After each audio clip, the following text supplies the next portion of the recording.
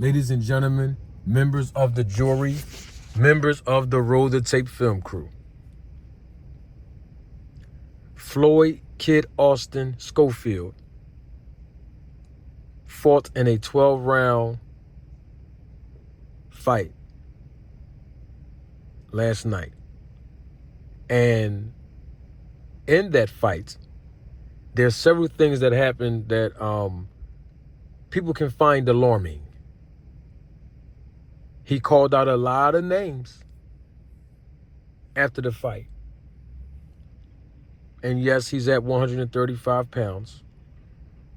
And yes, there is someone else at 135 pounds. And that's the face of boxing in America, Gervonta Tank Davis. But before I even talk about Tank Davis versus Floyd Kid Austin Schofield, first, I would like to encourage you, if you haven't done so already, please subscribe to the channel. If you want to support the channel, there's a join button that you can click on to become a supervisor of the Roll the Tape film crew. There's also a super thanks button that you can click on as well. It's right there on your screen. And all support, all monetary contributions are greatly appreciated. Now, let me get on to this, because I told y'all about a phone booth that when fathers do more talking in interviews, at press conferences, than the actual professional boxer, their sons, it typically puts more pressure on their sons. When the fathers, whether they coach the sons in the pros or not, be more visible than the actual professional boxer, their sons, it puts more pressure on the sons, the fighters. We've seen this movie play out time and time and time again, over and over and over and over again, where the father of the professional boxer, the one that's actually competing inside of the ring, write numbers on a blank check that the son will have to cash. And sometimes we've also seen how when a father write those imaginary numbers on a blank check, when it's time for the son to cash the check, he discovers that the checking account is closed. Well, Floyd Schofield is not there yet. He's not at the place where he discovers that after his father writes the imaginary numbers on the blank check, that the checking account is closed. He's not there yet. Devin Haney's there now. He's at the point where his father's writing the imaginary numbers on a blank check, but he's going to have to figure out a way to cash it. And last night, he tried to cash it. And I think that round 1 and 2 looked like he was on his way to the bank to cash it. Round 3, the bank was closed. Not the banking account, not the checking account was closed, but the bank itself was closed. Yeah, after round 3, the bank was closed. Now, he left that bank to go to another bank to cash the check. And all the way up to the later rounds, the championship rounds, you see he has some stamina and conditioning issues. And then, of course, he gets knocked down in the 11th round. I got a question real quick since we were talking about the bank being closed in the 3rd round. Why did he turn his back again? That mistake right there could have cost him not only the fight, but could have possibly cost him his career. Turning his back the way he did like that, irregardless of what happened. Someone else with quicker instincts, with formidable power, that would have really took advantage of him turning his back. If that fighter would have hit him, I've seen guys get knocked down and knocked out, get a concussion, or even get their careers ended for not protecting themselves at all times. And especially when there was a foul that the fighter was trying to say, hey, referee, this is just what happened. It was a foul. You need to warn this other fighter. Still not protecting themselves. But the bottom line is this, and we got to call a spade now. After last night's performance, we need answers. And let me say this, because I don't want to come off like I'm just criticizing Kid Austin and not giving him his flowers. He did win last night. So salute to Kid Austin. And salute to him, not just for winning, but for getting knocked down in that fight and actually getting back up with the heart, the courage, and the determination to finish the fight on his feet. Got to give a fighter credit for that, no matter what the outcome of any fight is, when the fighter gets back up and still continues on to fight after getting knocked down. So he deserves credit for that. And he also deserves credit for winning last night. I'm going to tell you right now, his dad needs to fall back when it comes down to speaking about more experienced fighters, especially in the division of 135, and talking about how fighters are scared of his son and that they do not want to compete with his son, and including him talking about his son will knock Tank Davis out within 4 rounds. Those are his words, not mine. Don't get mad at me.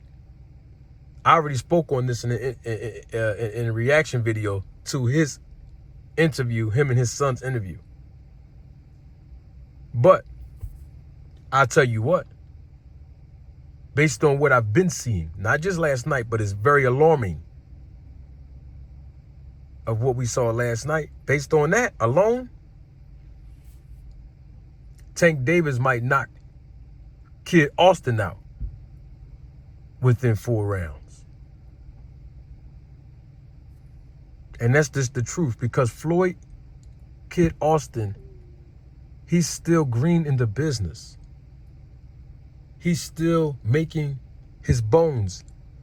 He's still learning on the job. Okay? He lacks the experience compared to a Shakur Stevenson and a Tank Davis. 2 guys who are very talented, undefeated, experienced in the 135-pound division, and of course, have world championship material to back it up. Kid Austin is not there yet. I applaud his efforts to want to get there and to call the names out to inspire and motivate him. But those call-outs should not and probably are not being taken seriously by those of us who represent the business of boxing. And I also want to say this. Salute to Golden Boy Promotions, because we don't see a lot of exposure for the African American and or black fighter that's under the banner of Golden Boy Promotions. And I'm talking about signed directly to Golden Boy Promotions. And so I'm glad that Golden Boy Promotions are being more diverse with their selection of signing fighters and promoting fighters. But with that being said, I'm telling you right now, Kid Austin is not ready for Shakur Stevenson, nor is he ready for the face of boxing, Gervonta Tank Davis. And we all know that. And it's okay. See, he shouldn't be criticized for not being ready for Tank Davis. That's why I'm not criticizing him. But what happens is when fighters go in the ring and perform a certain way after talking trash, that's when it provides more scrutiny on those performances. And in the minds of others, they might feel like a fighter underperforms. Like, I'm sure there are fans right now of boxing that might believe, based on all of the trash talking and the antics of not Kid Austin so much, but his father, based on their expectation level, he underperformed last night. In other words, is when you start talking that big talk and then go into the fight and not get a knockout when you are a power puncher or you're being promoted as a knockout artist, that could change the perception of the fan base.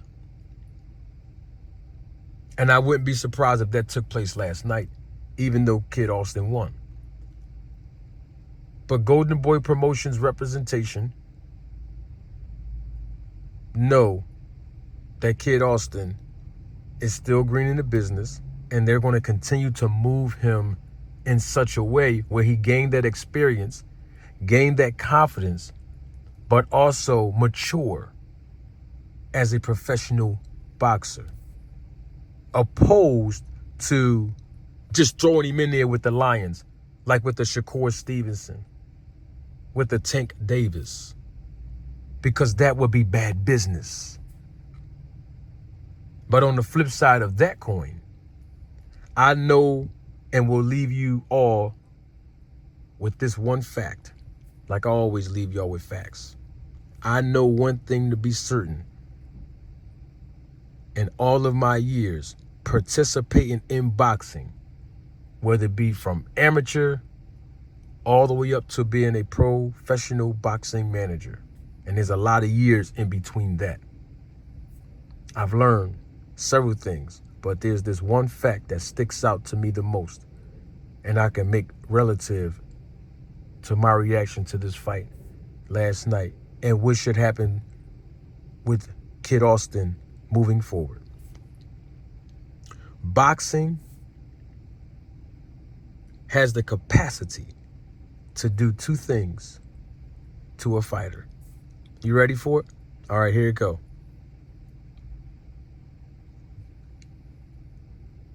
It has the capacity to humble a fighter or humiliate a fighter.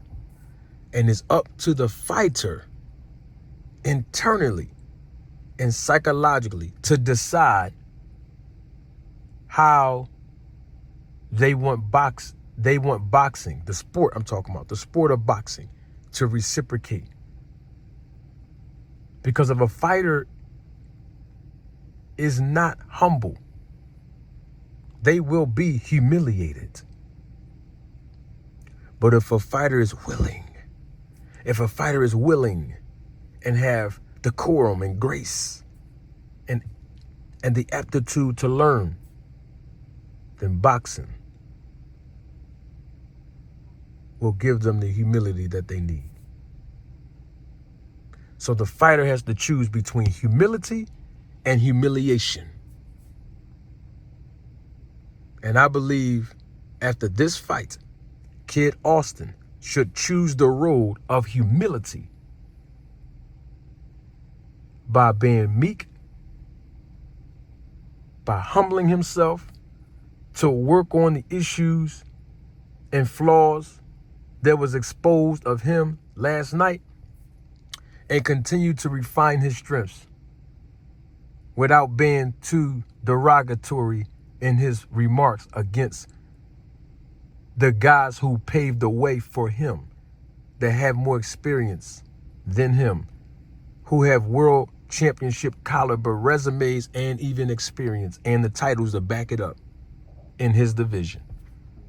Or he can follow the path of being humiliated by talking too much trash, by being derogatory in his remarks against other fighters, by following after his father's example of not respecting the craft enough to salute the person and acknowledge when someone is good and better and learning from them.